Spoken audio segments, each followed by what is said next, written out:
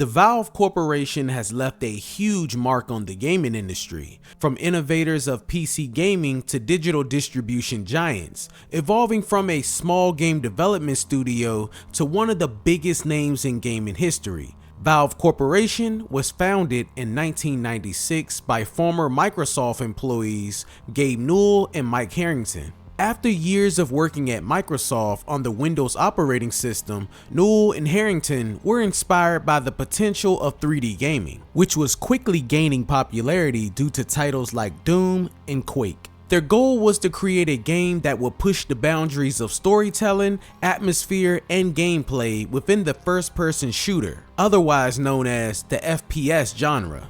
Valve's debut game, Half-Life, was released in 1998 and marked a significant shift in the gaming landscape. Combining cinematic storytelling, innovative level design, and advanced AI, Half-Life broke from the typical shoot-everything formula and engaged players with a compelling narrative and immersive world. The game was a big success. People loved it and it sold well. It won over 50 awards and established Valve as a major player in the industry. Following the success of Half-Life, Valve sought to expand its reach. In 1999, Valve acquired the rights to Team Fortress, a popular mod for Quake, further embedding themselves in the multiplayer gaming space. Around this time, Valve began fostering relationships with the modding community, realizing that player-created content could add longevity to their titles. This led to the creation of Counter-Strike, a multiplayer mod for Half-Life, which Valve acquired in 2000.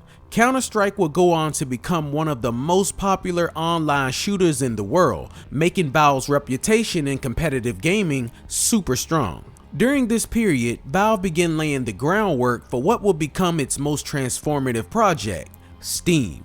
Recognizing the growing potential of digital distribution, the company sought to create a platform where players could purchase and download games directly to their PCs. Launched in 2003, Steam faced resistance from both gamers and developers, as the concept of digital-only purchases was still in its infancy. However, Valve continued updating the platform to improve usability and stability, adding features that would prove essential for the future of gaming, such as automatic updates and community integration. Valve's commitment to innovation continued with the release of Half-Life 2 in 2004, powered by the company's new Source engine. The game was a technical marvel featuring groundbreaking physics and graphics. Half-Life 2 was met with widespread acclaim and quickly became a cornerstone for modern game design. Accompanying the release of Half-Life 2, Valve required users to activate the game via Steam, further driving adoption of the digital distribution platform. Half-Life 2 again was another big hit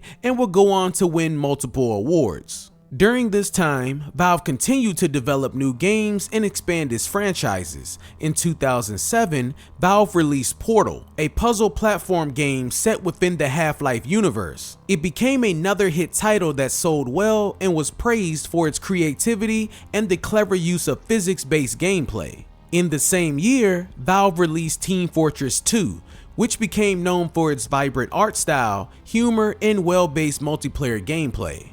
Until this day, this game has gone on for years, maintaining a high player base. Valve also released Left 4 Dead in 2008, a cooperative zombie shooter that showcased the company's ability to design fun and intense multiplayer experiences. Every title that Valve was releasing were becoming big hits, selling extremely well, winning multiple awards, and being reviewed with nothing but positive things being said about the game. The very next year, 2009, Left 4 Dead got a sequel called Left 4 Dead 2, improving on everything from the already great first title.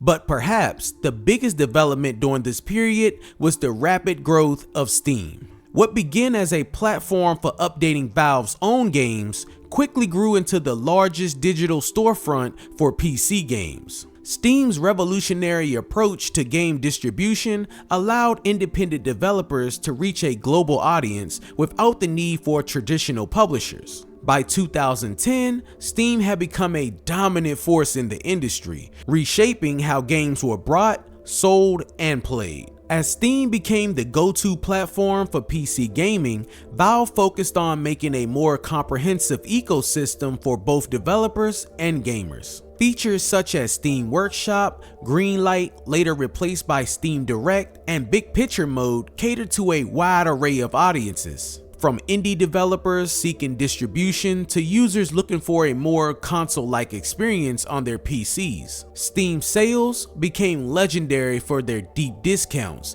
and the introduction of community features like achievements, trading cards, and user reviews created a social network centered around gaming. Then came Dota 2, which was released in 2013, originated from a Warcraft 3 mod called Defense of the Ancients. Valve hired the mod's lead designer, IceFrog, to develop a standalone sequel, which would eventually become one of the most popular and influential games in the world. Dota 2 also helped solidify the multiplayer online battle arena, otherwise known as the MOBA genre, and further propelled the rise of esports, with Valve organizing the annual Dota 2 International Tournament, which offers some of the largest prize pools in competitive gaming. Valve's focus on hardware began to take shape during the 2010s when the company said they had plans to enter the living room space. So in 2015, they released the Steam Machine, a line of pre-built gaming PCs that looked like a console. And to go with it, they released the Steam controller, which was unique by having two clickable trackpads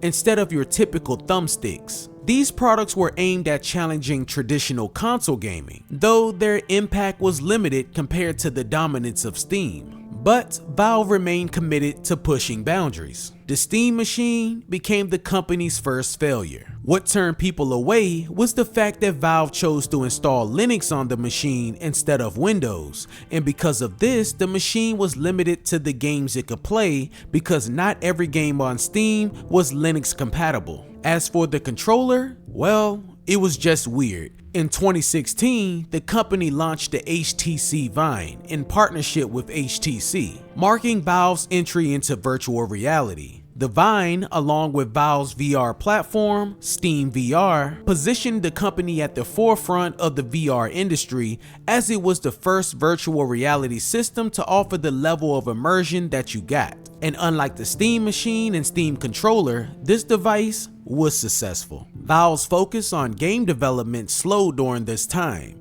with fans awaiting the next game from the Half-Life series. However, in 2020, Valve surprised the gaming world with the release of Half-Life Alyx, a VR exclusive game set in the Half-Life universe. It's not what fans wanted or expected, but the game was hailed as a milestone for VR gaming, showcasing what the technology could achieve in terms of immersion and storytelling. The game won the award for the best VR game, and most will say it's the best VR game of all time. It demonstrated that Valve had not lost its ability to innovate in game development, even as its primary focus has shifted towards Steam and hardware. In 2022, they released a handheld gaming console called the Steam Deck. This was another attempt to innovate. The Steam Deck brings the vast library of Steam games into a portable format, offering a high-performance gaming experience on the go. While it faced skepticism at launch, early reviews praised its capabilities, positioning Valve as a potential competitor in the handheld gaming market, alongside established companies like Nintendo with the Switch at the time.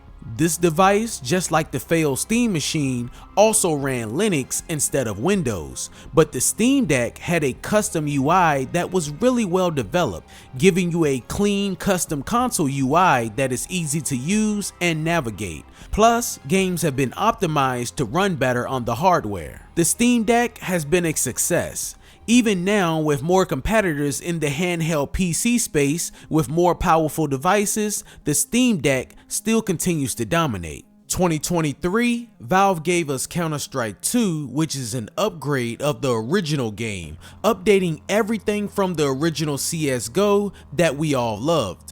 Valve's journey from a new game studio to a powerhouse in the gaming industry has been nothing short of remarkable. The company has consistently pushed the boundaries of technology and gaming. from the narrative-driven Half-Life series to the creation of Steam, which transformed the digital distribution landscape. Valve's legacy is one of innovation, community engagement, and commitment to enhancing the gaming experience. Even as the gaming industry continues to evolve, Valve's influence remains undeniable, cementing its place as a pioneer in the world of entertainment.